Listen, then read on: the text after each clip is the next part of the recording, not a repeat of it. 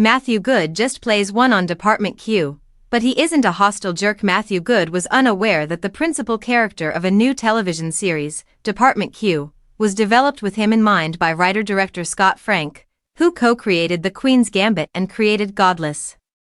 Even though the two had been in contact since Goode portrayed a gangster from Kansas City in Frank's 2007 movie The Lookout, and they had a common agent, Goode was unaware that Frank was working on the program, which was based on Jussi Adler-Olsen's Danish books, until he received a call from their joint representative.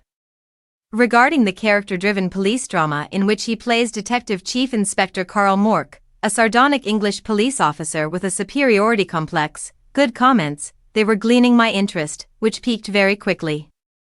With the possible exception of his Scottish partner, DCI James Hardy, Jamie Sieves, Morck is disdainful of everyone in Edinburgh, his new home.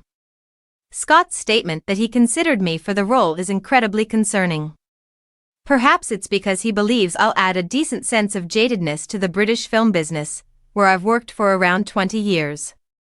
However, Goode, who has been in TV shows like The Good Wife and Downton Abbey and movies like The Imitation Game and Brideshead Revisited, wasn't guaranteed the part. During a late afternoon Zoom interview from the UK, he jokes, "Scott had to go to bat for me because I'm not, Tom Hardy or Zendaya, in the snug room," which is his wife Sophie de Moke's home office in Surrey.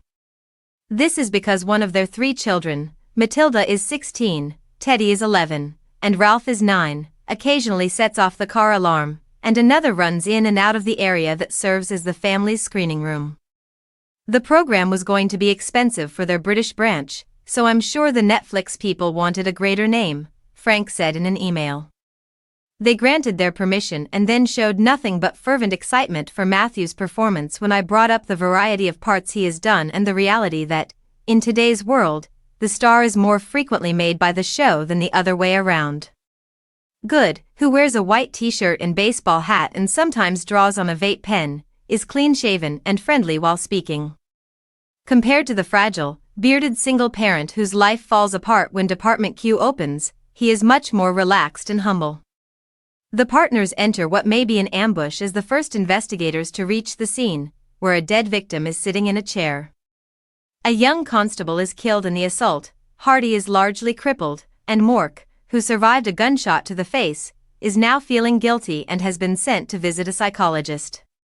When Dr. Rachel Irving, Kelly MacDonald, warns that PTSD may make social interaction difficult, he responds, "I had problems with other human beings long before I was shot." He says that nothing's changed when he visits Hardy in the hospital upon his return to work. "They're all complete idiots. I believe I will just invest my time and be done with it."